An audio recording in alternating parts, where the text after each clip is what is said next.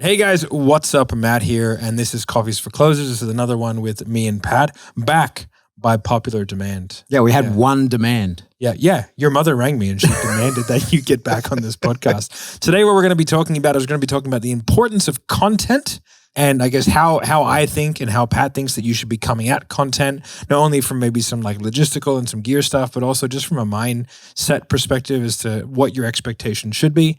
For those of you who don't know, this is a podcast about entrepreneurship, sales, business, and all kinds of things, growing businesses and sort of getting better at things in the entrepreneur space. So if you like this stuff, make sure you like, subscribe, hit notification bell, and we'll see you after the intro. If you listen to this podcast, you will make your first $1 million within 3 years. I'm going to repeat that. You will make $1 million within 3 years of the first episode you listen to. We don't want pikers. We're not here to save the manatees. We're here to make podcasts. You really want this. You listen and review. Put that coffee down. All right, Patrick. Hello. Hi. Content. Yes. That's my job now. Yeah. How does it feel? Wonderful. I can imagine. Shocking. Congratulations on the enormity of my success. Yeah. all the other catch cries. Yeah. I'm just happy to have a front row seat. Yeah. Yeah, I'm here. Congratulations to you. So I'll actually start off by asking you. Okay. Right? Because, I mean, obviously this is your show. Yeah. Right. But you attained a fairly high level of not only acumen, but also, of business and sort of standing in the community that you're in. And I feel like content was an enormous piece for that. And I actually think you potentially shifted the way the entire industry kind of looked at it. Definitely gave it a nudge for sure. Yeah. Yeah. So kind of explain to the people who don't necessarily know what I'm talking about, I guess the background on that, and then we can. Yeah, so I'm a dog trainer by trade. That's my job. And I was super lucky in that I was coached, mentored, guided by, a guy, his name's Bart Bellin. He's arguably sort of, one amongst, if not the best dog trainers ever, and has a particular, like a proprietary system. It's not like there's any magic to it. It just has a name, and it's his system, Nipopo. And I got pretty good at implementing that and was very, very lucky that at the same time I began to really understand it. He stopped teaching it to the masses and would only teach it privately in his schools. And he doesn't do any content, refuses, doesn't like, he's an old Belgian dude. He's not into it, and there's no cause for it, right? Like he has demand beyond imagine. Right? Okay. Yeah. Demand beyond what could ever be filled. Okay. And he only wants to do that in person. He doesn't want to do it online. And so in reality, what ended up happening was I and many others, like not me alone, but I and many others became like a feeder funnel to his school. So having completed his school, I can teach I can use the brand and I can teach the whole lot, but I can't certify others and give them the blessing, right? So I have a podcast called The Canine Paradigm and had been, even prior to being, certified by him, had just been talking to the masses, like talking to whoever will listen about dogs. And the podcast was beginning to get a fair amount of traction. And really what happened content-wise and how it sort of elevated me, like business-wise within the industry, is that the podcast proved to people that I could talk, right? Yeah. And that I could teach and that I could effectively pass on the information that I had. The dog training space is really interesting in that there are some incredible dog trainers, like people I couldn't hold a candle to. They're so good at what they do. But in many cases, it's intuitive to them. They'd never learned a thing about dog training. It's just how they are. And in others, they did learn it. They went through the process of having to digest and understand the information, but they're not really built to pass that on to people, or they just don't want to, right? A lot of dog trainers would just, they have the capacity to do everything that I do. They just would rather be on the tools with dogs every day. Yeah. So for me, I got kind of lucky in that I had a reasonable track record. I had a dog that, there's plenty of footage of me training dogs, right? There's heaps of footage online. So there's evidence that I know what I'm doing, right? Yeah. I'm good on the tools. But then the podcast became the vehicle by which to prove I can teach as well. I can talk. So then there was this huge demand then for coaching calls and people wanted to do online sessions. And all the training that I had been doing was just in person. That's how dog training is, right? Like it had never occurred to me. And then actually I was listening to a different dog training podcast, and it was a lady who specialized in separation anxiety and dealing with that. And in dealing with separation anxiety, it's very rare that you ever touch the dog as a dog trainer because it's not your problem. It's a owner. It's a lifestyle issue almost. Certainly. Environment. All that stuff, So you're just explaining to people what to do. At no stage in dealing with separation anxiety do you ever say like, here, give the leash to me and I'll show you what I mean, right? It's totally unnecessary. And so she had gone to 100% online because she was like, there's no point. Like, why leave my house? Yeah. And that way I can run back-to-back clients. I can be virtually in their home. So that kind of like, I was like, okay, I could give that a go. And so I started doing these online coaching calls. And what I ended up doing, I didn't think there'd be any demand, ridiculous demand, right? And because I was doing seminars all around the world as well. And what would happen is, you teach for 2-3 days to people, but then they have follow-up questions and that kind of stuff. And I was stupidly just, people email me and I'd spend ages answering emails and stuff because I love it. Like I'm passionate about it. When I eventually decided to do these calls, I was just doing them on my iPhone in the garage of all places because I didn't have an office set up or anything. Like that was my dog training space. Yeah.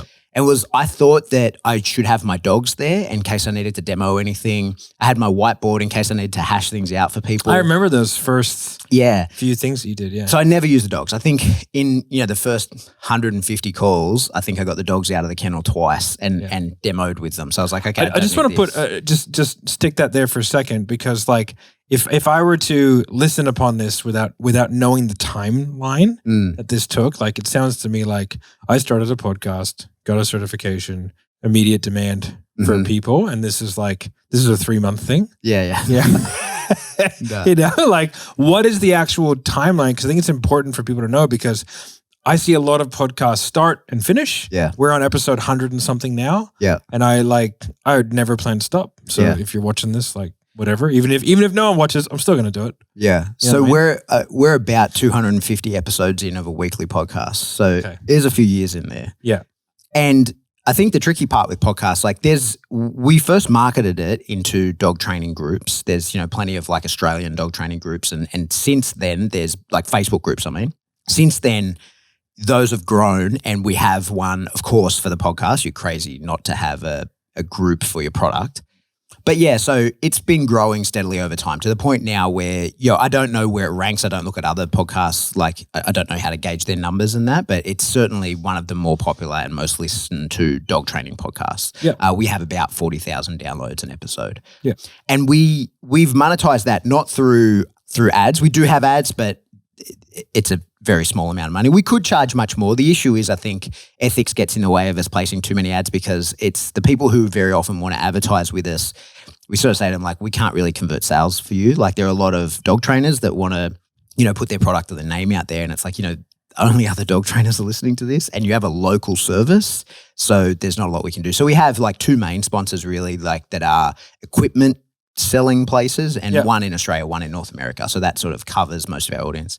But the money that we make for it comes through Patreon. And we provide content into the Patreon. But what has happened is we outlaid a lot of money to start that podcast. There's thousands of dollars worth of equipment to get going the way that we wanted to. Yeah. And now why do it that way though? Like what was the catalyst behind wanting to create it? Yeah, good question. Instead of just whacking an iPhone and going, yay. Yeah, so you totally can do that. And that was what I wanted to do. I was like, so I do it with a friend of mine, Glenn, and it was his idea. He asked me to do it with him. And I was like, we just put the iPhone down and hit record and that's the audio. And he was like, no. Like, this is how we're going to do it.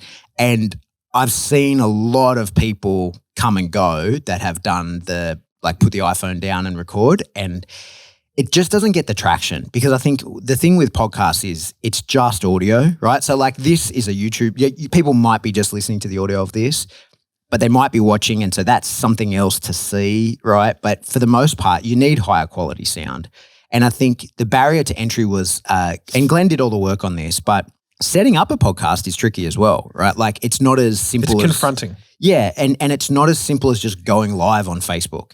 And that's where a lot of people in that space who, rightly were like, hey, I'm going to make content, I'm going to go live on Facebook. That's just not a great way. It's good. There's merit to doing it for sure. And to convey a message. Yeah. And to convey a message that's time sensitive, certainly the dog training space, it's fantastic for that. But it's quickly lost in the newsfeed. It's not easy to search. It's not going to come up in anyone's search in the future. Like, there's not really any way for you to then use that later. Yeah. As well. Like it's now that belongs to Facebook. Yeah. It's not yours anymore. And as the watching experience is a commitment to most of your senses, right? Yeah. So like you have to have your screen open. You know, if you're going to do it on your computer, you're stuck sitting there in front of it. And very rarely are people doing anything that is, you know, interesting on it. And if I want to listen in the car, I have to have my screen on. Yeah. So it's not ideal. It's not ideal for the platform either, which is why Facebook Lives, unless you're in a group and it's a scheduled thing, and then it's more of like it's a thing. Or if you schedule it, like you can do it like if it's like the episode of the week, can you do it every week and it's a thing and people can be prepared for it. But if it's like an ad hoc thing, I don't really think it works that well. Yeah. Because like, again, that medium is not conducive to long form content. Yeah. And like, again, this is me personally, but editing goes a long way. It does. Right. And when you're live, that there's a purpose for live, right? But if you're trying to convey a detailed message, live is not the way to do it, right? Because you'll stumble your words. People go have in and to. out. Yeah.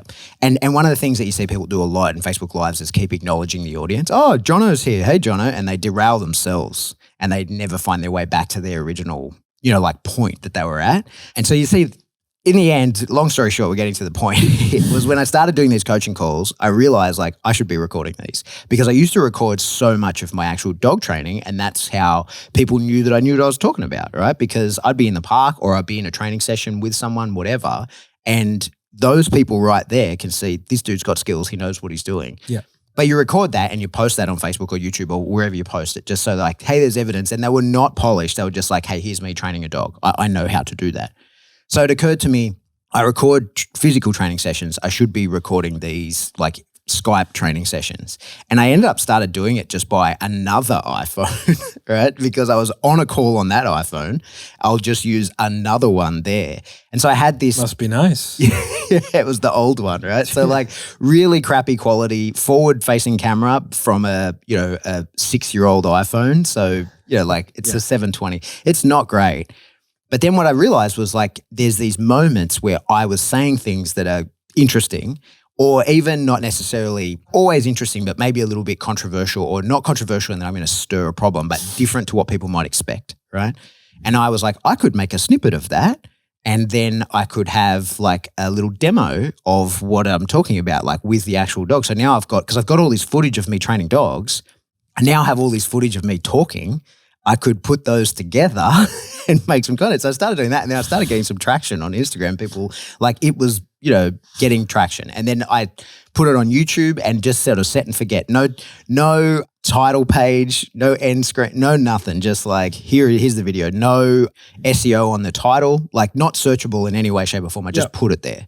And so that started, no one else was doing that. And then that started building up to the point where I was like, I should be recording much more of this stuff and I should go long form. So then, what I was relying on was like a 15-second soundbite and a 15-second video of dog training before I realized, hey, no, Instagram specifically and Facebook will allow a minute of video. So I should go draw it out to that. And then I started figuring out, okay, here's a good chunk of it that is 3 minutes. So that's got to go on YouTube. And I started just putting all this stuff out and really not paying any attention to who was looking at it. I just was putting it there because it was so easy to do, right? And then before too long, I realized like, holy, demand's gone through the roof, right?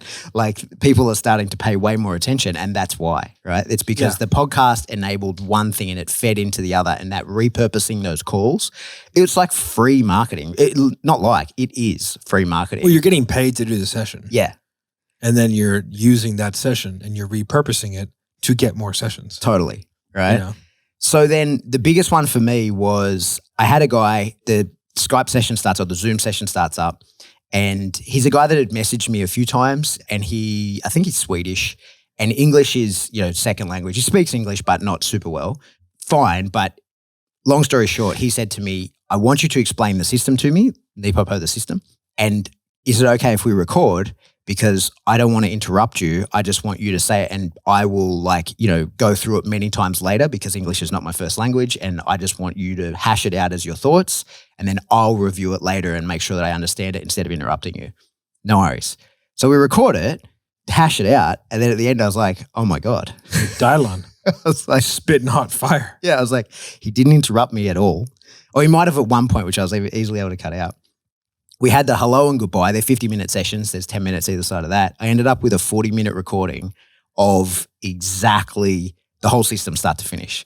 And I was like, hey, I should do something with this. And I showed it to a few people who didn't really know the system and would have otherwise been clients. And they were like, and some other people who did know the system. They're like, that's everything. You just created it in that.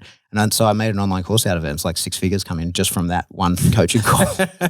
Yeah. So more of the story, kids, just do one coaching call, turn it into a course, make 6 figures.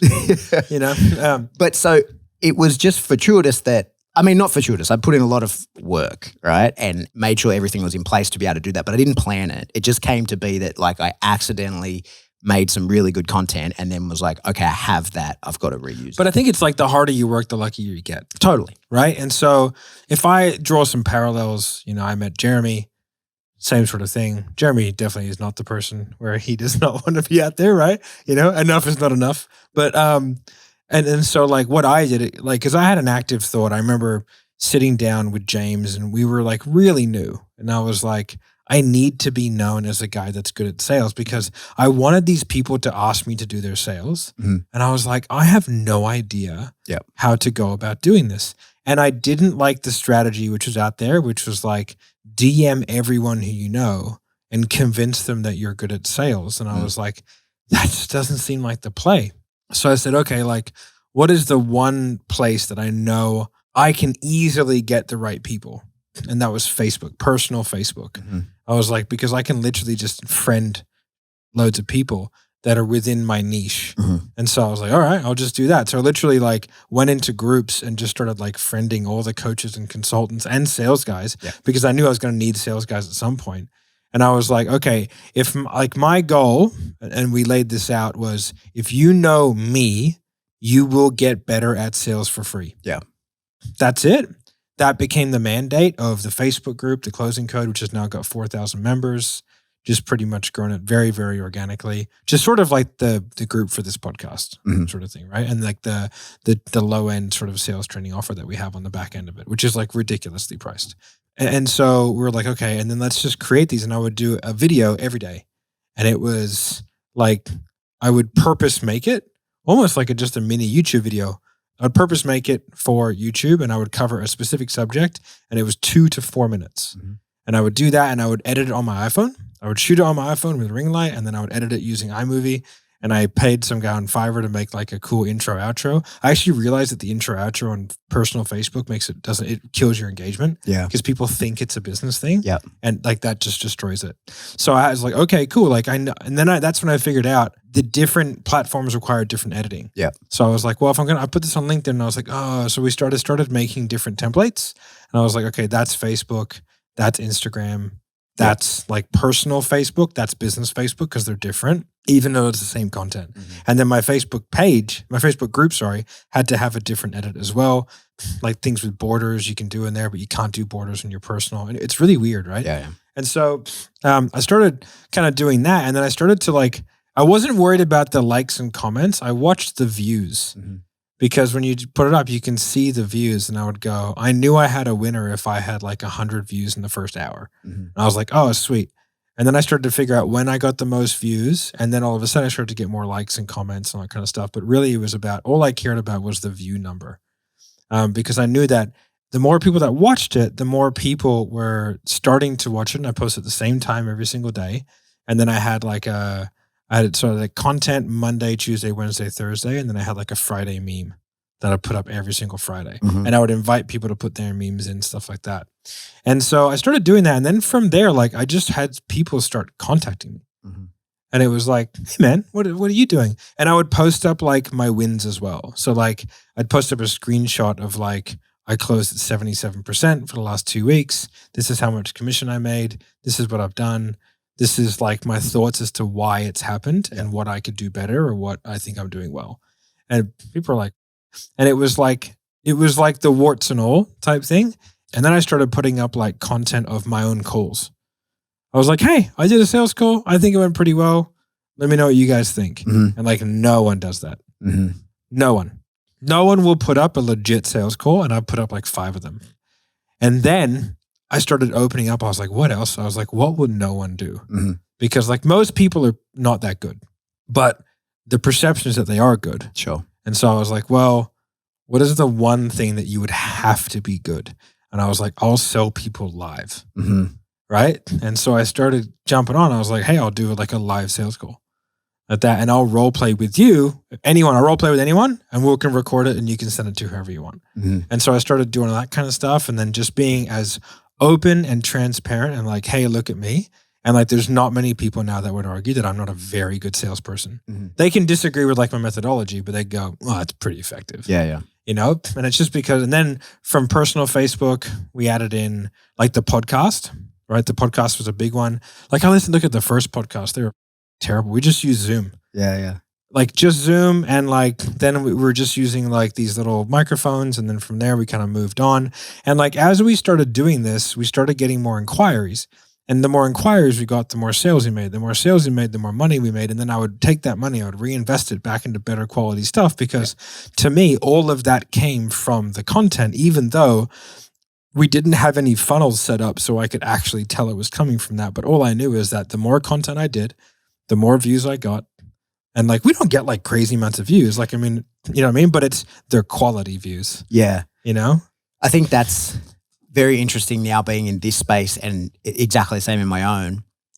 It's like we don't get a huge amount of listeners or downloads or views of any kind, but they're the exact ones that we wanted. Highly monetizable. Well, and not just monetizable, like highly targeted to the point of like, these are the people I'm trying to reach. And it's not always for financial reasons I'm trying to reach them, right? Yeah. I mean, long term, I suppose everything is that, right? But you don't need this giant audience, and everybody sort of talks about viral stuff because there's plenty of dog trainers, say, who have 500,000 followers on YouTube, but they're not targeting, like there aren't 500,000 people that are interested in what I do, right? Yeah. Or that I can target to because I train a very narrow bandwidth of people. I don't train pet dog people. Like if you're just a pet dog owner and you're interested in what I have to say, you're probably as good or better than a lot of professional dog trainers. And mostly the people it's that your I passion. train, mostly you're not like, oh, I've got a problem with my dog and I'm looking to solve it, right? Like, or that is actually how most dog trainers start out. They got a problem, then they in the solving of the problem, they enjoy it. Yeah. But so there aren't that many people that are my target, and our goal, or certainly my goal has been to provide them. I want to solve their problem as much as I possibly can without curated content. So the podcast and everything I put out, like I put out everything. There's nothing, there's never once on our podcast or in a YouTube video or anywhere have I said, oh no, that's gone behind a paywall, right? Like that's secret. You have to pay for that, right? But we put it all out, but we don't just curate it. Right. So you could, and plenty of people have, is just from the content that me and others put out for free, you can become really good. And I've actually got like my anti-depression kit in my phone I've got like an album of screenshots that of people who've given me like this incredible feedback. Right. And whenever someone gives me some horrible, like says some horrible mean, I go and I cry in the corner and I read these like screenshots of people like, you changed my life and all this kind of stuff. So it's really, I feel like we've done a good job at that. But like I say, it's not curated. You're going to have to listen to 250 episodes and pretty much every cognitive thought. It's not an order. And every cognitive thought I've ever had is in that podcast, but it's just vomited onto it, right? Yeah. And you're going to have to find it. But lots of people do. But if you want me to curate that for you, that's a course. Yeah. Right? Like that, you're going to have to pay for that, right? Because that's me putting the time together. Okay, this is the order in which you should learn it. And that's an extra time commitment for me. But there's no extra information. None, right? It's all there. And I think that has been, from my point of view and business-wise, like the developing that audience trust, and not in I think what's super important when I talk about that, because I get uncomfortable talking about it, is it's not in like a sleazy way either. In a like, they trust me because I provide them good information and because I do have their best interest at heart. Yeah. Like not because I want them to think that, right? I think, and there's been people I've seen come and go that want you to think that. And it just gets uncovered super quick. I think it's there's a level of transparency. So like the one thing that I don't give away is a script, but there's actually a very specific reason for that. It like, cause you could listen to I have like 5 sales calls that you can just go download and they're using my script. You could just transpose it. I've had people do it and then buy coaching off me and I'm like, okay, let's get your script up. And I'm like, oh, it's my script. Right. And they're like, yeah, I just transcribed it from what you said. I was like, yeah, that's a good way of doing it. However, like I think giving a script actually does detriment to people. Yeah. Right. Unless you like, you know, I was talking to a business trainer the other day because they were asking us like, hey, can you come in and train my clients? And I was like, okay, like, yes. I was like, they're like, what do you want? Like scripting? I was like, no, I can't do it. They're like, oh, you don't want to give away. I was like, no, I don't have enough time with them.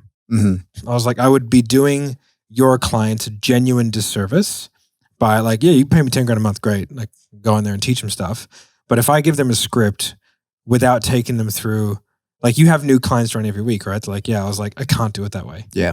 Like I have to take them through a foundational learning period where I teach them the principles of why things work and how things are done so that I can teach them a script, which then they can use and adapt. But if I just give them a script, they will go backwards and they will make less money and then they won't pay you. So I was like, if that's what you want, like you need to hire someone different because like, it's just going to end up your income. Yeah. And he was like, oh, and I was like, but what I can do is I can like have a foundation that I put together in like a portal for you guys. And I have that. We just white label the NEPQ portal and then they can have the foundation. And then from there, I can teach certain elements. But scripting, because you have new people coming through all the time, it's a 12-week course. I don't have enough time with them. That's why Inner Circle's 6 months. Yeah. Right. Like I need the time in order to make it effective. And so like, I don't want to do people a disservice. It's not that like I want to hide scripts. It's just like, I don't want to give people things that they're then going to use. They're going to go backwards because they don't understand it and they're going to blame the script. Yeah. It's the same as delivering the punchline without the joke. Yeah. Right? Like, yeah. When I teach, it's the same thing. When I teach live events, I actually do it this way on purpose. I draw this diagram on the board first up, straight up. And I go, you came here to learn a particular system from me. Here it is. And I draw this little triangle with all these symbols all over it. Makes and I'm no like, sense until the end. That's the whole system. You can go home. Or you can sit here for the next 8 hours and I'll explain so many things to you and then I'll redraw that diagram and you'll go, whoa, like blows my mind. Right. So I think it's the same kind of thing. Exactly. But I think like if we go back to the importance of content and like the reason why we're sitting here in the studio and like besides the fact that, you know, we have the like just the financial ability to do so, but it's like I feel like people give up on content very quickly. And they give up on podcasts, they give up on YouTube channels because it's like they're looking for immediate gratification. Yeah. And if we have a look at like the most successful, like Mr. Beast, been on YouTube since he was 11 years old.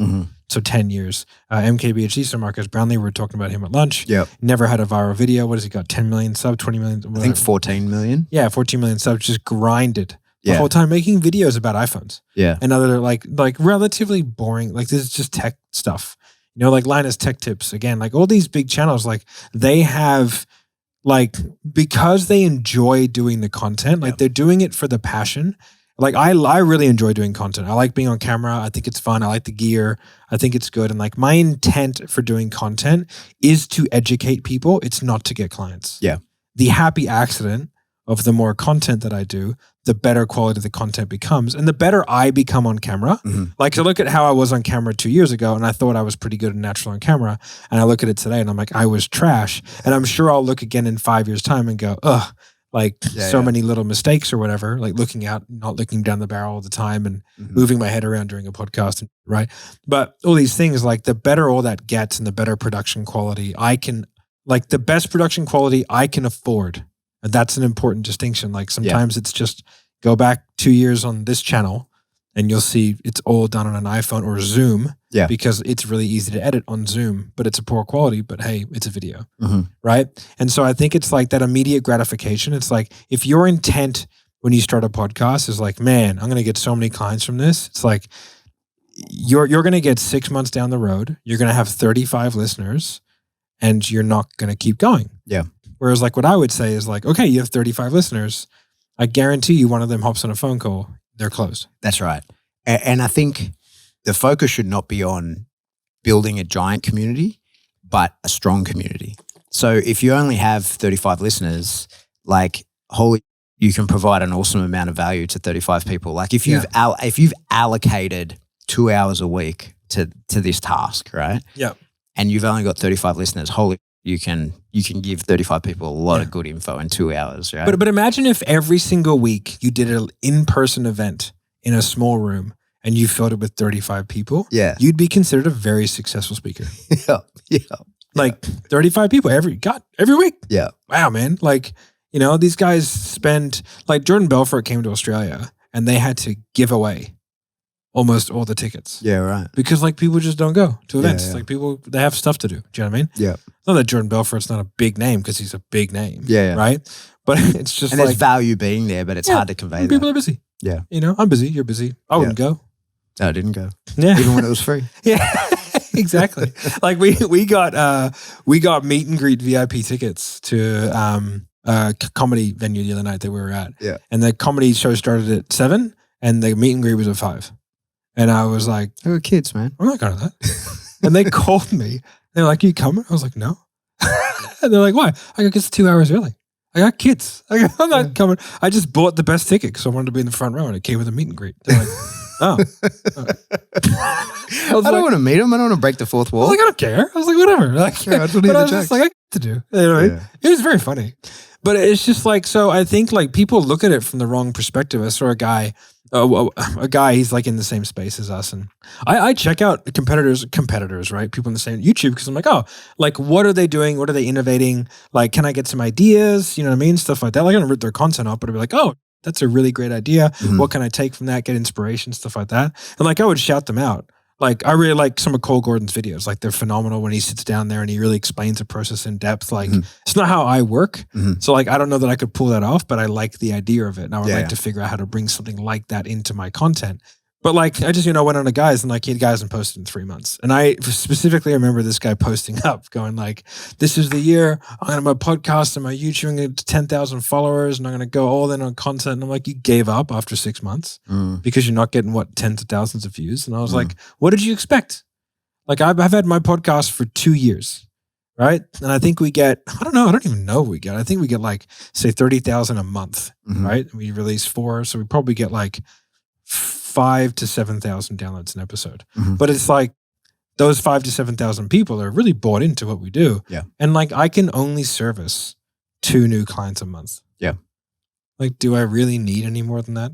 Yeah. You know what I mean? Or is that just my ego going, I want more? Well, that's it. I think that a lot of the times when you look at, social media and the amount of followers, YouTube especially is, views and follower driven.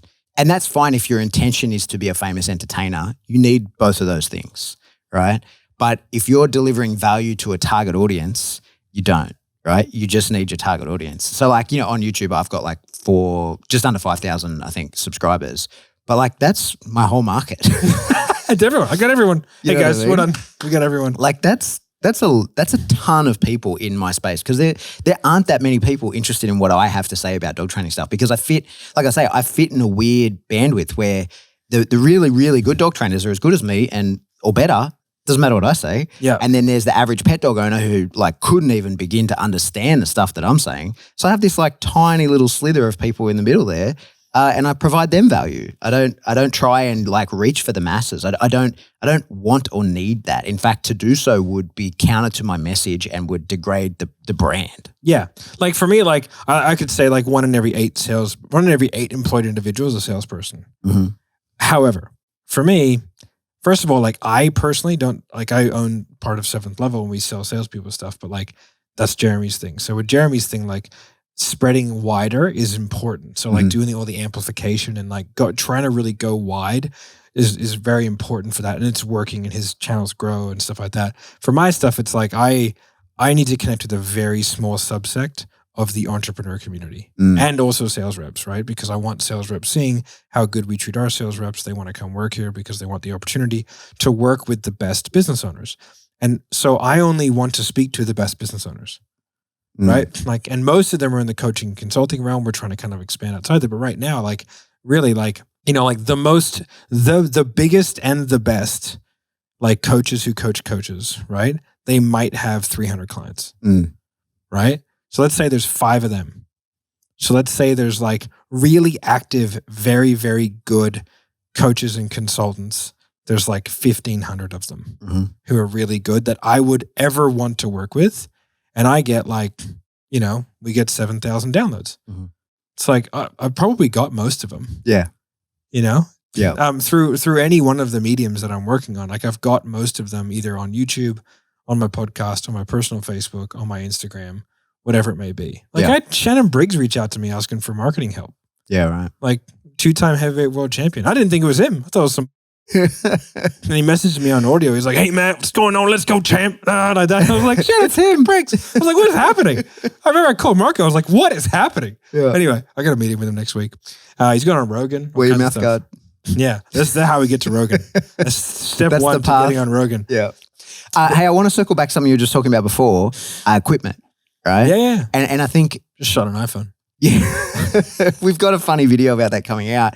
And like I said, like the podcast we spent some money, like not a ridiculous amount, but a couple of grand to get good audio going because it is just audio. So like it's well. Let's have a look at this setup. Actually, right now, this is a Rodecaster. Yep. This is about $800. $800 Aussie. Yep. These are $350. These are custom mics, so you can get them cheaper than that. Well, actually, these are pretty cheap. Like compared, like these are Shure SM 7Bs, I think. SM7Bs. Yeah. These are like $350, and these are like powder coated custom ones. You can get them for like $300 flat. Yeah. These XLR cables are $50 each, and this is an Elgato. This is kind of an extravagant expense that you don't need. These are a couple $100 a pop, but like this whole setup right here probably costs $1,500. Yeah. So like that's not too big a barrier to entry to get into. Yeah. But then what I found was everything was iPhone, even the training stuff that I was doing, and then my first investment was an app that let me use my AirPods as a microphone so that I could get further from my. Yeah, I think you can do that natively now, but you couldn't do that. We live in the future. Yeah, totally.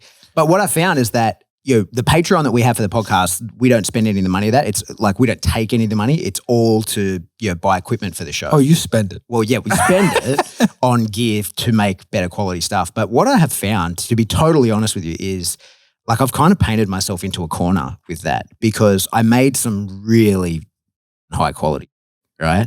I made some really good stuff and I put in a ton of work into doing your reels are next level. Well, not just the reels, but like for the Patreon. So like behind the paywall that they just get to see, like I put work into making some amazing, right? And it didn't get any more views. It got like people got me some because there's a limited number of people in there, right? So like it gets the views that it gets. And a few people sent me some messages saying, "Hey, wow, you did a really good job with that, Pat." Like, "Hey, good work."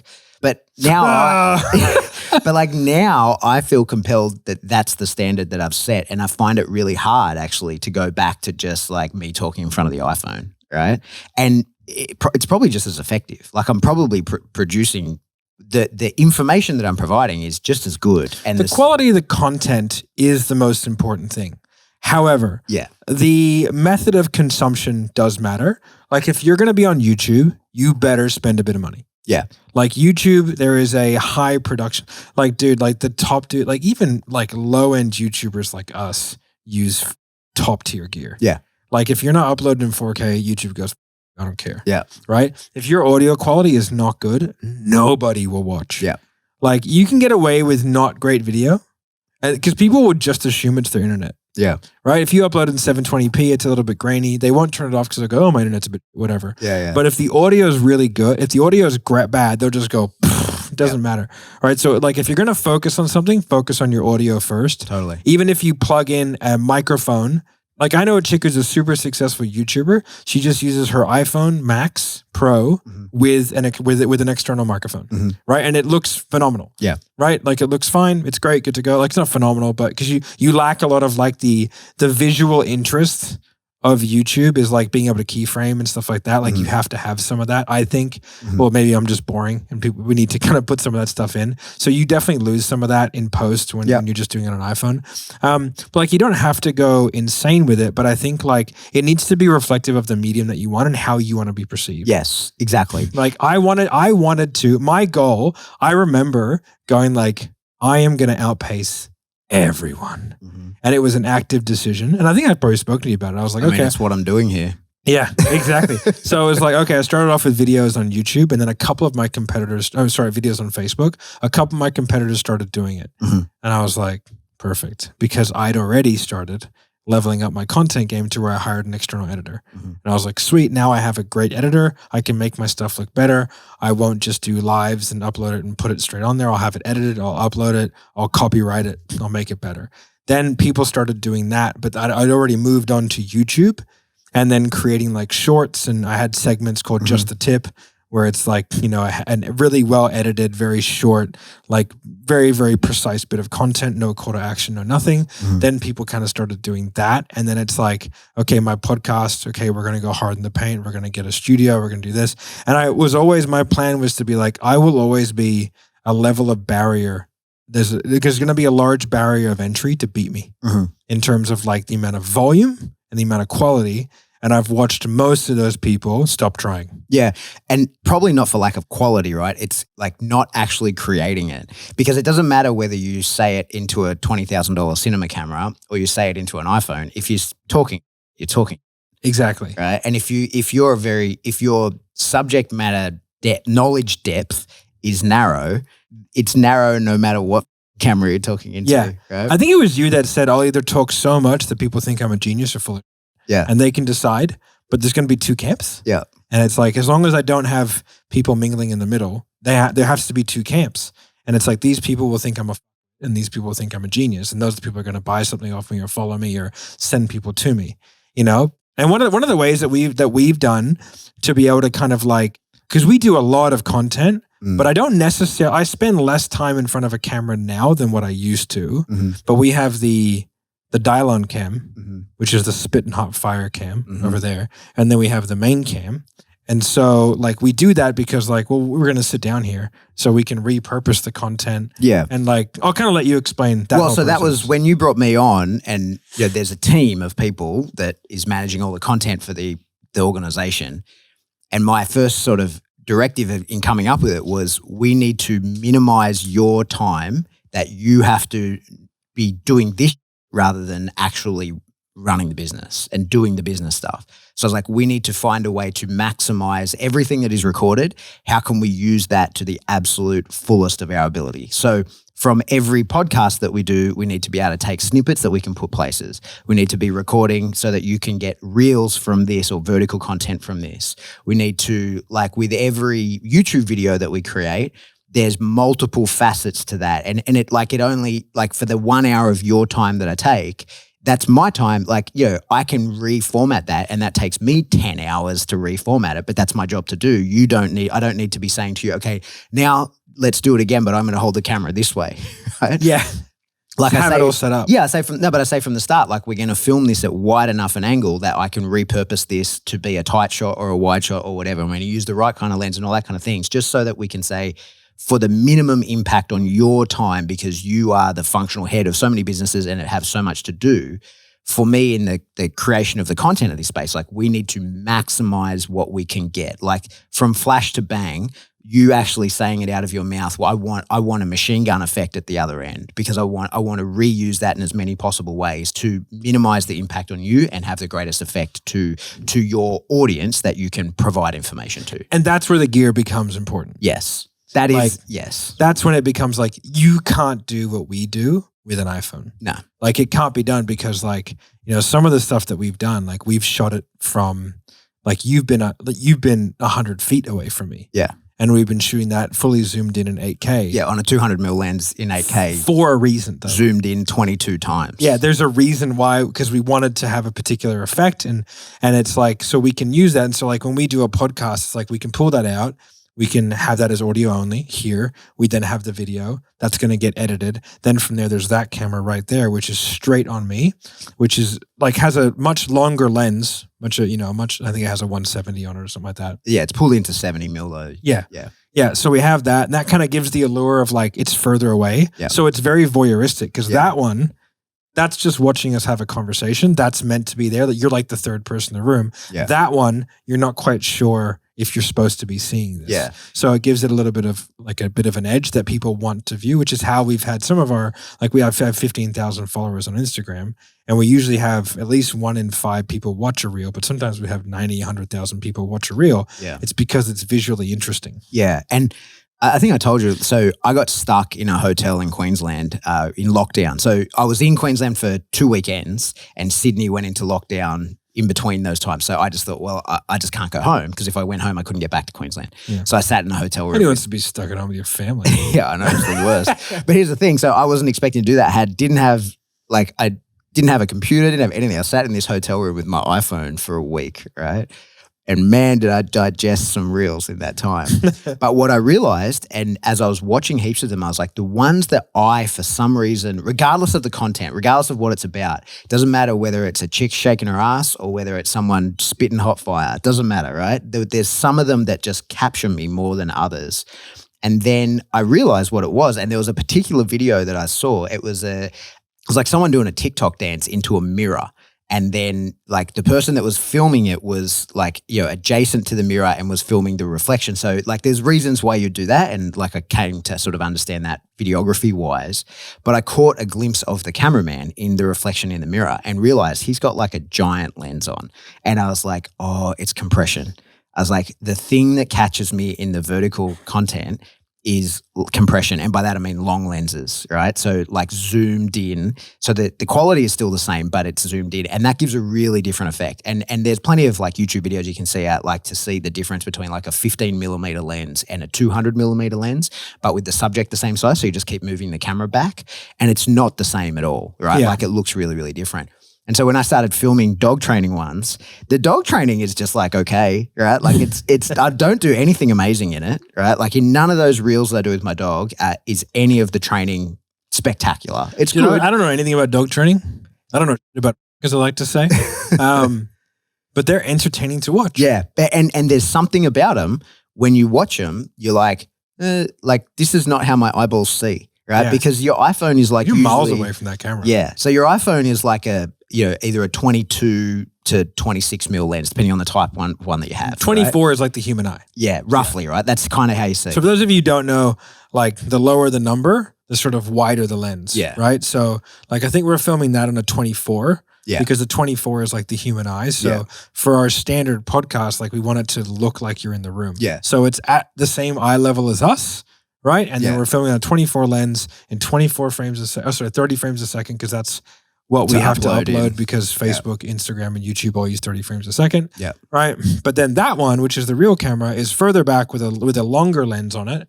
So it gives compression. So it's like it's wide enough to where we can edit it, but it's like it's tight enough to where you're like, oh, like this is sort of like looking through binoculars, so you feel like a bit of a voyeur. Yeah. And that's exactly what it is. Like you get the sense that you're looking at something that wasn't made for you. Yeah. Right. Like when things are, especially on a static tripod filmed at 20 to 30 mil, it just kind of is like, oh, I'm watching something filmed, right? Yeah. And a lot, like most movies are filmed on either a 24 or 35 millimeter lens, right? So it just feels kind of natural. That's what we're things used look to like. Yeah. And what I found with the reels is there's all these rules to cinematography, like the frame rates that you film in, like there's lots of different rules, but the number one rule is horizontal. That's the number one rule of cinematography because cinema screens go across like this. Yeah, yeah. So the second you're making vertical content, you have broken the first rule of cinematography, right? So then I kind of had the idea, I was like, I'm gonna break them all. Like I'm gonna dirt. Yeah, I was like, once it's out the window, it's out the window. Yeah, yeah. Right? So that's why I like the reels that I started making. You can check out my Instagram, Opera and Can. I changed the name. It's just Pat Stewart now. That's a 200 mil lens and I'm like 100 meters from that camera. But you can't tell that. Like and the barrier to entry is you need an incredible camera to pull that off, which I have, right? I'm very thankful to our patrons that bought it. But it's a Canon R5 that has like incredible autofocus that can snap onto me at that distance. Even most cameras can't even identify you at that range, right? Like that one can not only attach to me, but I can make it attach to the dog. And which we've used to shoot stories. Oh, and shot stories at 150 meters away. Yeah. That I can then zoom in and track you walking the whole time so that your head just stays completely static. Why did we do that? Well, it fits the brand, right? Because and so no one else can do it. Or no one else does do it. They can easily. Yeah, yeah. And you buy don't a $12,000 camera and a $10,000 lens. Yeah. It's not like that much, but something like that, right? $1,000 memory card. But it's on brand with the sniper thing because it's like we're looking through a scope. Like that's why I like it for the Sales Sniper brand, and for you especially, is because it's on brand targeting. Like it's on brand, what do you call it? Like visual messaging. Yeah, like it fits because it's like it's through a scope, and it's exactly like a sniper would look at a target, and we're not, it fits the whole message of everything we talked about. Is like we're not machine gunning into the open and hoping something catches, right? Yeah. We have a very targeted approach, a targeted audience. We know who we're after, and the idea is we're trying to speak directly to them. Yeah. And by filming it in that way even gives a greater sense of that. Like this is like targeted, that is straight for this purpose and nothing else. Yeah. So like if I was to ask you, and you can ask me the same question, like what would you, if someone's trying to make a name for themselves in any industry, whatever it may be, what is like the baseline, not from a gear perspective, we can go to that next. What is the baseline that you would recommend that somebody get out there to the masses to actually be able to start making some waves? I think that what I would say first is that you actually do need to be good. Oh yeah. I mean, I should have said that's a prerequisite, but yeah, but I see that a lot. I see it, especially in the dog training space, there's a lot of people, and it was me 10 years ago or more, right? Where you're like, hey guys, I'm killing it. So like, just make sure you are killing it first. Yeah. Right? Like that you do have the skill set that you think you have comparatively. But I think you got to just start putting content out there on whatever platform you have. And there's no barrier to entry in signing up for all of them. But I think one of the traps that I see is, people trying to ride the back of controversy, and you will for sure. You can increase followers very, very quickly. Like I just did a whole podcast on this recently about how like if I wanted, I could get 100,000 followers on TikTok in a month. And I know exactly just be how controversial. Yeah, I just have to go and fight some people. That's it. Like I just have to go and there's different camps in dog training. All I have to do is stir up amongst them. Yeah. Okay. And for sure, I could hit the algorithm and get picked up for sure.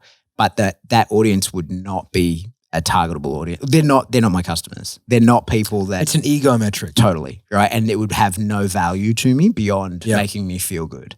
Right. And it wouldn't make me feel good to have to do that. So I think my advice to people in starting is, be true to what you are and want. Right. And post in accordance with that. Right. Like post in accordance within your skill set and with, the value that you're trying to give. That has to be the core tenet, that like, this is the value that I'm trying to give. And if this doesn't result in any sales or conversions, that's what it is. Right. And in fact, I was creating online content for a long time with nothing to sell, right? Like I was just creating the value, and it wasn't until that I, accidentally recorded something and was like, oh, I could sell that, right? Because and then I had years of people in the bank watching free stuff, and then when I was like, hey, I've got something to sell, that people were like, oh, cool, I'll buy it. Right? Yeah, I got two funny stories on that. Is like, remember when we got this office, like the business was doing well, but I think we had reached $100,000 a month by the time we'd kind of opened this office, right? Mm-hmm. Which is much less than like a 15th of 20th of what we do now, right? And it was only 18 months ago, right? But I remember going like, okay, we have some money, but I don't have enough money to do all the things I want in this office. And I'd never sort of really actively asked for money. We had like the closing code, which we've had for like a long time. I've never pushed that ever. Like it's like the postscript of all of our content. Hey, just so you know, we have this thing. It's closing code. It's like $50 a week. You want to join? Join. Cool. High five. Never run a marketing funnel. I never will. Right. Right. But we did this thing and I was like, man, I've been doing content for a long time. We're doing this podcast. We have viewers. We have downloads. I was like, I've never asked anything from my audience. I've always just given. And that's a real thing. Like if you want to do this, like you have to want to give. Yeah. If you don't, you'll give up, because I do it because I like sharing knowledge. I think I have some things to say. Otherwise I wouldn't talk so much. Right. But so it's like, I have knowledge to pass on. I'm good at a couple of things. Hey, amazing. Take it. Hopefully you get value from it. I'm not going to charge anything for this. Like, go for it. Right. And I go, man, I think I've done enough. And so I was like, okay, I'm going to run a course. My first time I was like, I'll actually do like a 6-week course. I'll get people to it and I'll charge $3,000 for it. If I can get like $100,000, I can just take that in and I can put that down and I can get the fit out. Right. And so we did it. And then we charged $47 for the masterclass. And it was all charity. So I was like, we'll do a charity masterclass and I'll pitch off the back end of it. Right. So I kind of wrote everything out, pitched, and we did $150,000 on the day. Nice. right? Like collected. I was like, yeah. Plus we got Will Hinkson out of it, a bunch of our sales dudes, because like the way that it kind of works usually is like I'm quite good at coaching, especially like when it's in an intimate environment. And so those dudes generally want to work for me. Mm-hmm. That's kind of how it works, right? And so we did that and I was like, this is amazing. And like that was like, wow, like brand equity is so important. And I was like, I then actively was like, I won't do anything for at least 6 months. I will not ask for money again because I now have cashed in my equity. Yeah. I need to build my equity back up so that I can borrow against it later on if required. Yeah. We haven't really done another one. You know what I mean? But then with the closing code as well, like, again, I don't know how people find it. Like it's at the bottom of things and it's like in the Facebook group and it's kind of this thing. It is a $40,000 a month recurring coaching business. I could sell it. Yeah. It is zero input. It just utilizes my staff portal, which I update anyway because it's my staff portal, right? And like it's gone through different iterations because like it used to be like all Zoom recordings. I was like, oh, that's trash. It doesn't really reflect our brand very well. So I redid it with good cameras and I'll probably redo it again in the next 6 months because now we have much better cameras and a much better studio and update that content. But I do that because it benefits my staff anyway. And then we just turn off certain things. You know what I mean? Because I don't want them having all of our internal pros. That'd be weird. Yeah. Right. And so, and it's $50 a week, 25 for your first week, and you get 5 role plays a week, plus access to a lot of content. And like, I literally remember going like, oh, what's that? Like, it's closing code. I was like, we make 40 grand a month. I was like, what's our costs on that? And they said 0. I was like, Jesus Christ. Yeah. It's a 40 grand net per month business, which is the equivalent of most businesses running 120 grand a month. Yeah. That is like literally pure content. Yeah. I could just do nothing but have that. And I would be a very comfortable living human being. Yeah. And I wouldn't have to do anything different than what I do now on a day-to-day basis. I'd do a lot less, actually. And if I pushed it, I mean, God knows what would happen. Yeah. But it's crazy that like, you know, that's sort of like one of those things. It's like the harder you work, the luckier you get. But that's like years of me just going, this is a great value product. It's just like, hey, if you can't afford sales training, you can probably afford that. Yeah. So it's like, start there, guys. Yeah. High five. Start there. Yeah. It's wild how that works out. And I know this is like sacrilege to say on this podcast. I'm aware of, I can get myself into trouble, but like I'm just not that financially motivated a person, right? Yeah. And it's a happy accident for me that turned out to be the case. So, you know, like twice a year, I've got my online course, it's $500 and people buy that through the year. It sort of trickles through. I don't really promote it anywhere, but twice a year I'll put a sale on at 50%, all right? And it's one post. That's literally, I just put one post on Instagram and say, hey, it's 50% off. And yeah, that's the majority of my income comes from that. Twice a year. But that's what building a brand and genuinely going out there and wanting to give back to your community or give to your community, I think makes such a massive difference. And I think what I see, just to kind of wrap this up in a bow, because we've been going for nearly an hour now, is like if your intent to do content or do a podcast or do a YouTube channel is like, I will make a ton of money from this, it's not going to happen. No. But if your intent is to go, I'm going to do this because one, this is a good way for me to kind of get my word out there, and you just enjoy it as a process. Yeah. And you get better at it, and you start to get better at content, and you start to kind of build out your gear. We went from iPhones to like a good webcam to then a Sony a6400, and then we went to a FX3, and now we have multiple cameras and yada, yada, yada, right? And it's just next to the Ronin 4D, right? And depends, it's just, boss, are you going to buy it? Right? It's just a progression, but it's a natural progression. And it's like the intent behind it all for me and you has been, let's just do it to give the content out there. Yeah. And that law of reciprocity will probably come back. But like the reason why these podcasts come up and they come down, these YouTube channels come up, and why that guy I was talking about hasn't posted in 3 months, is because like it's just looking at it all wrong. Like it's not the go, but this will get you clients, but it may get you clients through a means that you have no idea how to track it. Yeah. And it may just make your sales calls a little bit easier, and it may get you a couple more referrals and all this kind of stuff. It's like, and that will snowball, but you have to do it for the long game. Now, listen, I understand that administrationally it can be difficult to do. It's lucky that you can hire us to do it for you now, where we have a content repurposing business where you can come us, pay us money, give us your podcast, and then we'll edit it, turn it into reels, post it, all that kind of stuff, right? It's lucky. It's lucky. It's fortuitous It's fortuitous. that I've been employed to run that service. Exactly. Right? So if you do want that, make sure you comment down below, get in touch with us, go to the website. I don't know. There's links somewhere. Just do something. Somewhere. But in all honesty, I want you guys to, I think there's room for more podcasts. There's room for more YouTube channels. There's room for more Instagram. There's a tremendous need in this world to get the information from the people who have it to the people who need it. Yes. And if you go about it and that is your expressed intent, I think there is no way that it fails. Yeah. I agree. Huzzah! That's it. All right. Well, if you like this stuff, make sure you like, subscribe, hit notification bell.